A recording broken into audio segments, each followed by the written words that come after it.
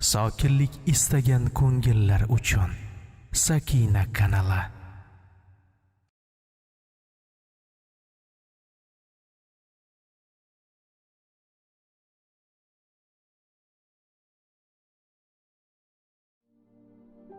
Laylo qo'lini kelma ishorasi qilib ko'tardi.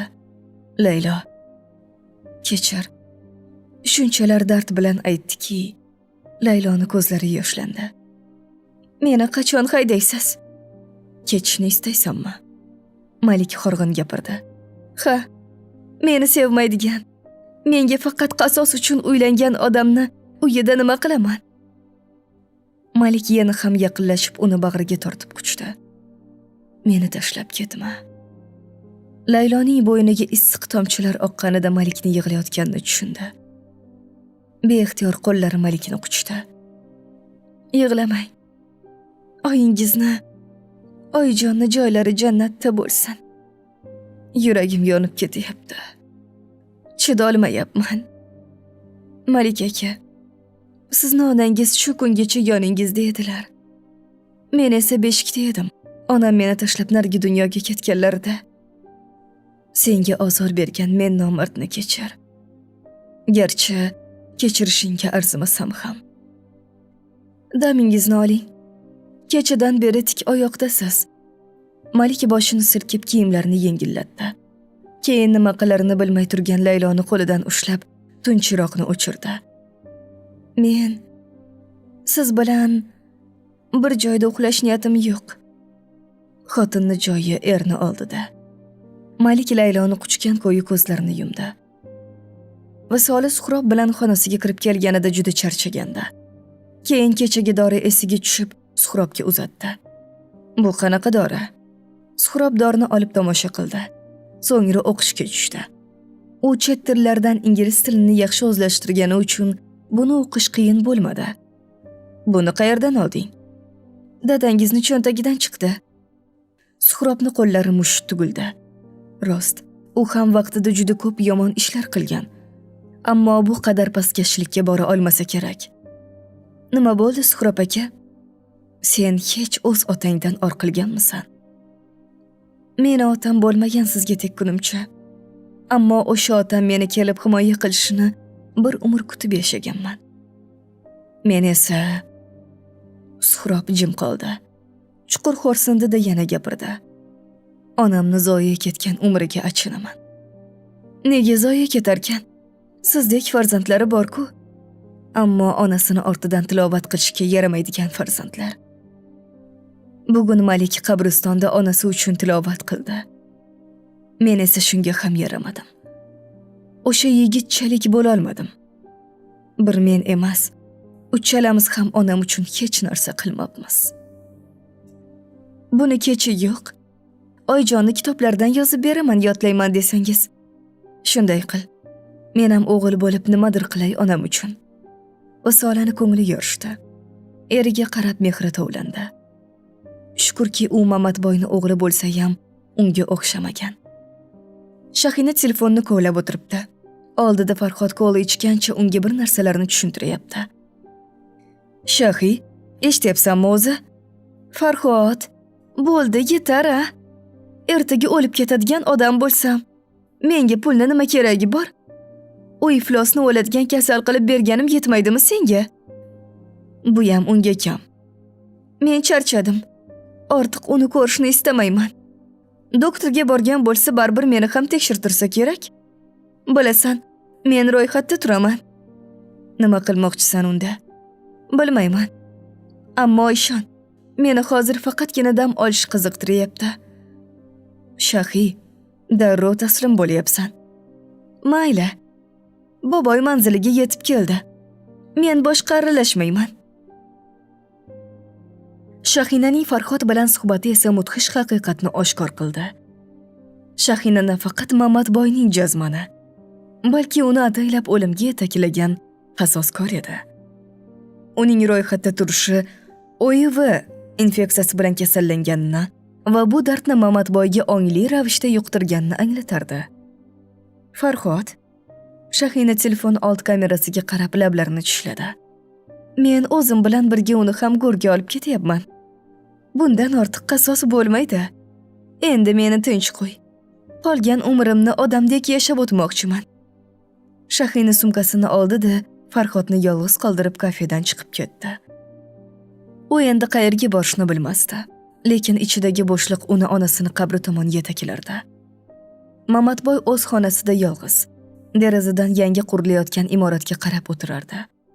U bugun hech qayerga chiqmadi. Har tugul tunda uyatli ishni sodir etmadi. Uning tanasidagi toshmalar va tinimsiz terlash uni nafaqat jismoniy, balki ruhiy jihatdan ham qiynardi. Xayollarni tarqatib telefoni jiringladi. Bu shifoxonadan edi.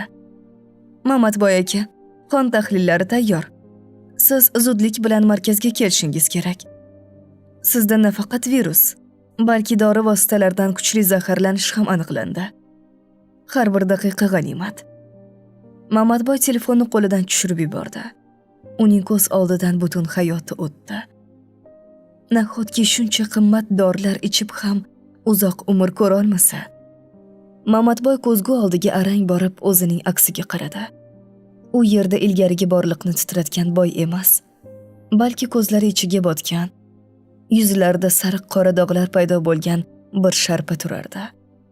O'z aksidan o'zi qo'rqib ketdi. Pul hammasini hal qiladi, deb pichirladi u qaltiroq ovozda. Eng yaxshi shifokorlarni olib kelaman. Germaniyaga, Isroilga boraman. Biroq u ichgan qimmatbaho dorilar aslida Farhod tomonidan zaharga aylantirilganini, uning jigari allaqachon parchalanishni boshlaganini hali bilmasdi. Virus esa immuniteti pasaygan tanani beayov yemirayotgan edi. Bu pulga endi shifoni sotib olish dargumon. Mamatboy xonasidagi seyfni ochdi. U yerda taxlam dollarlar, tilla buyumlar va muhim hujjatlar turardi. U boyligini quchoqladi, lekin tillalar tanasidagi og'riqni bosmadi. Dollarlar nafas olishni yengillashtirmadi. 2 o'ram dollarni olib cho'ntagiga solib seyfni qayta qulfladi. Keyin doktorni oldiga ravona bo'ldi. Shahina shahar chetidagi qabristonga yetib kelganida kun tikkaga kelganda, u onasining qabri tepasida tiz cho'kdi. Sovuq toshga peshonasini qo'yarkan, yillar davomida ichida to'plangan alam yosh bo'lib chiqdi. Onajon, shivirladi u. Sizni xor qilgan, otamning o'limiga sabab bo'lgan o'sha odam endi jazosini oldi. Men uning qoniga zahar qo'shdim. Uning umri tugab boryapti. Ming azob bilan o'ladi endi. Lekin nega qalbimda halovat yo'q? Nega o'zimni qotildek his qilyapman? Shahina endi tushundi. Qasos odamni qutqarmas, balki uni ham o'zi bilan birga tubsizlikka tortib ketar ekan. Oilamizni baxtsizligiga sabab bo'lgan insonni ajalga yuzlashtirib qasosimni oldim. Mendan xursandmisiz, oyi? Shahina yig'lab yubordi. Keyin kechirim so'ray ketdi. Meni kechiring. Mendek gunohkor qizingizni kechiring. Sohiba Gulzora bergan pullardan bozorlik qilib, mazza qilib yeb ichib televizor ko'rib o'tiribdi. Bolasi sog' salomat tug'ilsa bas. O'sha boy opaga topshiradi. Keyin esa birortasiga ikkinchi xotin bo'lib olsa, marra uniki. Feruza kun ora unga xabar yozadi, ammo qo'ng'iroq qilmaydi. Uni bezovta qilishni istamaydi shekilli. Bolasini bermay qolishidan qo'rqadi aslini olganda. Mana, Feruza hozir ham qimmat shokoladlar va vitaminlarni berib, doktor qabulidan chiqayotganda uni biror yerga gard yuqmagan, hatto poyafzallargacha yarqirab turgan yigit chaqirdi. Feruza opa, meni chaqiryapsizmi? Ha, sizni. Tinchlikmi? Biz menimcha tanish emasmiz. Ha, tanish emasmiz. Ammo sizga aytishim kerak bo'lgan 1-2 gaplar bor edi. Xo'p, mayli. 5 daqiqa yetadimi? Ha, bitta rasm ko'rsataman. O'shani tasdiqlab bersangiz bo'lgani. Ular shifoxona o'rindig'iga o'tirishdi. Notanish yigit cho'ntagidan rasm chiqarib ko'rsatdi. Bu rasmdagi kim? Taniysizmi? Feruzaning ko'zi katta-katta ochildi. Ha, men ham tanishingizni bilardim. Bugun azaning 3-kuni. Shu bilan barcha marosim o'z yakuniga yetadi. Visola Layloni oldida o'tiribdi. Kecha kela olmadim. Ahvoling yaxshimi? Yaxshi, rahmat. Kuyov bilan gaplashib oldingmi? Ha, opa, hammasi joyida. Xavotir olmang. O'zi nega bunday deganini endi aytarsan. Uni oilasi bizni oila sabab azoblanganini, keyin esa ukasi ham shu sabab o'lganini aytdi. Tushunarli. Menimcha biz hammasi ochiladigan kunga yetib kelganmiz. Bu bilan nima demoqchisiz, opa? Ering bilan gaplashib olishim kerak. Qachongacha onam aybsiz aybdor bo'ladi? Dadam haqiqatni bilishi kerak. Aybdorlar tan olmasa-chi? Qaynotam chindan aybdor bo'lsa-chi? Malik senga kurashib uylandi-ku. Oxirgacha seni himoya qiladi. Bunga ishonaman. Murod hammasi silliq ketayotganidan juda xursand. Demak, sen izlagan odam ham topilibdi-da. Ustoz shogirdidan faxrlanib gapirdi. Albatta. Meni kimligimni bilasiz-ku. Bu ishga umrimni tikdim desam ham bo'ladi. Aslida uddalay olmaysan deb o'ylagandim. Noqonuniy mollarni ham aniqlabsan. Bu yerda chet eldan yashirincha keltiriladigan dori savdosi ham bor. Bir ikkita dorixonalar bilan kelishuv imzolanib sotuvga chiqqan. Buni to'xtatib turibman hozircha. Ehtiyot bo'l. Ehtiyotmiz. O'ng qo'lingiz doim suvdan quruq chiqqan. Agar shunday bo'lmaganda, unaqa shogirddan voz kechardim. Ikkisi ham kulib yubordi. Zarnisa Alining gaplarini diqqat bilan tinglab, tobora unga o'rganib borayotganini sezmasdi. Zari, to'yni qachon qilamiz? To'satdan berilgan savoldan qiz dovdirab qoldi. O'zini hamon Aliga munosib ko'rmaydi u. Ali aka, bu haqida fikrimni bilasiz-ku. Sen nega o'sha odamni kimligini menga aytmaysan? Bilmayman. Bilasan, ko'zlaring aldolmaydi. Alining so'zlaridan Zarnisaning qalbida qo'rquv va alam to'qnashdi. Alining mehr to'la nigohi unga najot qal'asidek tuyulsa-da, o'sha mash'um kechaning sovuq xotirasi zanjirdek oyog'idan tortib turardi. Ali Zarnisaning titrayotgan qo'llarini mahkam siqdi. Uning nigohida nafaqat sevgi, balki mardlik va himoya qilish istagi yonardi. Zari, o'sha kim bo'lsa ham senga bergan azobi uchun javob beradi. Men uchun sening o'tmishing emas, kelajaging muhim. Agar sen aytmasang, uni o'zim topaman. U kim? Zarnisaning lablari titradi. U Aliga bor haqiqatni aytish, o'sha pastkash aslida u darajada begona emasligini, uni Ali yaxshigina tanishini aytib qo'yay dedi. Ammo bu haqiqat ochilsa, yana qon to'kilishini bilardi. Agar bu mavzuda yana gapirsangiz, ishoning, meni qayta ko'rmaysiz. Uzr, yarangni tirnaganim uchun. Ammo u yallo qilib yurishini hazm qila olmayapman. Zarnisa aytishni xohlasa ham aytmadi. Alining oldida otasining pastkashliklari ochilishi uni yana ham yerga tiqib qo'yardi. Visola o'sha yong'indan qotib qolgan Qur'on kitobini o'qib o'tiribdi. Uni orasidan bir ikki suralarni yozib ham oldi. Buni Suhrobga yodlatish kerak. Kitobni varaqlab ko'rar ekan, orasidan chiqib qolgan xatni ko'rib dovdirab qoldi. U kitobni orasida nimadir bor deb o'ylamagandi. Xat juda yupqa qog'ozga yozilgan bo'lib, kitob orasida bilinmasdi ham. Bu xat Zeboga tegishli bo'lib, o'limidan 2 kun oldin yozilgan edi. Asta xatni o'qiy boshladi. Bilaman, umr shomim yaqinlashib qolgan. Faqat bir sir qabrimga ketayotganidan afsusdaman. Mendan oldingi kundoshimni erim o'ldirgan. Buni singlisi bilan gaplashayotgan vaqtida bilib qolganman. Oilam uchun shuncha yil ichimga yutdim. Ammo afsusdaman. Oxirgi vaqtlar juda bezovtaman. Olimani murdasi shu uydan topilsa kerak. Anig'ini bilmayman. Buni erimni o'zidan boshqa birov bilmaydi. Chunki singlisini ham xabari yo'q.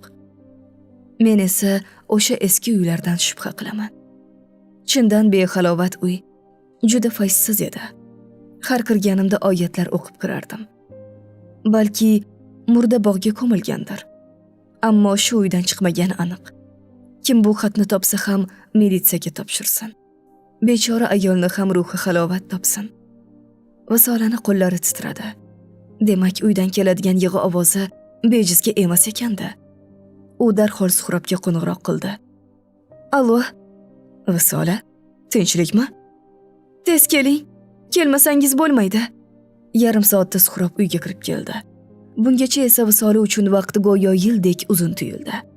Nima gap? Suhrob xonaga kiriboq xotinidan so'radi. Visola esa xatni uzatdi. Suhrob xatni o'qirkan hayratda qoldi. Bu oyimning husni xati. Oyijonning kitoblari orasidan chiqdi. Allohning ishini qarang. Shuncha yong'in ichida shu kitob va uni ichida xat butun qolgan. Ajoyib, a? Endi nima qil deysan? Suhrob karaxt holda edi. Bilmadim, lekin bu uyni buzdira olasizmi? Suhrob boshini qashladi. Keyin otasini so'zlari xayolida jonlandi. Ustalar necha bora bu uylarni hovlini ko'rkini buzyapti desa ham, ikki oyog'ini bir etikka tiqib qaysarlik qilib turavergandi. Demak, bu yerda boshqa gap bor ekanda. Buni militsiyaga berishdan oldin ammam bilan gaplashish kerak. U kishini bilmaydi deyilgan-ku xatda. O'ldirganni tasdiqlasa bas. Oyijonning yozuvlari yetarli emasmi? Bu mudhish topilma Mamatboyning yillar davomida qurmoqchi bo'lgan saltanati aslida qon va suyaklar ustiga qurilganini fosh qildi. Visolaning qo'rquvi asosli edi. Uydagi ruhiy og'irlik va tinimsiz eshitiladigan ingrash ovozi endi tasavvur emas, balki ayanchli haqiqatning mevasi ekan. Suhrob xatni qayta-qayta o'qirkan, bolaligidagi xotiralar ko'z oldida jonlandi. Otasining o'sha eski, fayzsiz imoratga hech kimni yaqinlashtirmasligi, ta'mirlash ishlarini doim ortga surishi endi mantiqiy asosga ega bo'ldi. Olima Mamatboyning birinchi xotini. Rasman bedarak yo'qolgan deb hisoblanardi. Endi esa uning hoki mana shu hovlining bir burchagida adolat kutib yotgani ma'lum bo'ldi. Qanchalar ayanchli. Nahotki uydan hech kim izlamagan bo'lsa? Suhrob darhol ammasi Xumorni uyiga yo'l oldi. U Mamatboyning eng yaqin sirdoshi, akasining barcha qilmishlarini yopgan yagona inson edi. Suhrob kirib kelganida Xumor Soraning ta'ziyasidan qaytib charchab o'tirgandi. Ammo Suhrob ortiqcha gap so'zsiz maktubni stol ustiga qo'ydi. Onamning maktubi. Olima opa haqida. Xumor xatni o'qishi bilan yuzi oqarib, ko'zlari ola-kula bo'lib ketdi. Uning qo'llari titrab, qog'ozni tushirib yubordi. Suhrob ovozi titrab chiqdi. Buni qayerdan olding? Zebo buni qayerga yashirgandi? Demak, bu rost. Suhrob ovozini balandlatdi. Dadam u ayolni o'ldirib, hovliga ko'mganmi? Siz esa buni bilib turib, sukut saqladingizmi? Men faqat jigarimning boshi dorga ilinmasin degandim. Xumor yig'lab yubordi. Uyda ayol ko'milgan, ammo siz qanday buni berkitdingiz? Men uyda ko'milganini bilmasdim. Nima qilmoqchisan endi? Otangga oqpadar bo'lib, uni militsiyaga berasanmi? Suhrob jimib qoldi. Mamatboy o'z xonasida, isitma ichida allaqanday dahshatli tushlar ko'rardi. Unga Olima, Zebo va Sevara bir bo'lib qarab turar. Undan hisob so'rashardi. U AIDS virusi tanasini qanday yemirayotganini his qilar, lekin qalbidagi qo'rquv jismoniy og'riqdan kuchliroq edi. Doktorning gaplarini esladi. Hozirgi kunda OIV to'liq tuzalmasa ham, antiretrovirus terapiya orqali odamlar uzoq va sifatli umr kechirishi mumkin. Dori muntazam ichilsa, virus darajasi pasayadi va boshqalarga yuqish xavfi ham kamayadi. Hozir hatto dorini ichishga ham holi yo'q-ku. Bugun ishga ham bormadi hatto. Mamatboyning tanasi yonar, lekin qo'l-oyoqlari muzdek edi. Peshonasidagi isitma terga aylanib oqar. Ko'zlari esa shiftga qadalgan. U his qilardi. Bu oddiy shamollash emas. Bu tanasida jimgina, lekin izchil ishlayotgan nimadir borligini aniq sezib turibdi. OIV organizmga kirganda avvalo CD4 hujayralarini yo'q qiladi. Inson tanasi tashqaridan baquvvat ko'rinsa ham, ichkaridan himoya devorlari qulay boshlaydi. Mamatboy ham shuni his qilardi. Har bir nafas og'ir, har bir harakat azob. Ammo uni ezgan narsa og'riq emas edi. Vijdon edi. Olima, Zebo, Sevara. Ularning nigohlari tushida emas, bedorligida ham ta'qib qilayotgandi. Doktorning so'zlari qulog'ida jaranglaydi. Antiretrovirus terapiyasi bilan odam uzoq yashay oladi. Lekin u o'yladi. Yashashga haqqim bormi o'zi? Qo'li dorilar turgan stol tomon siljidi. Barmoqlari titrardi.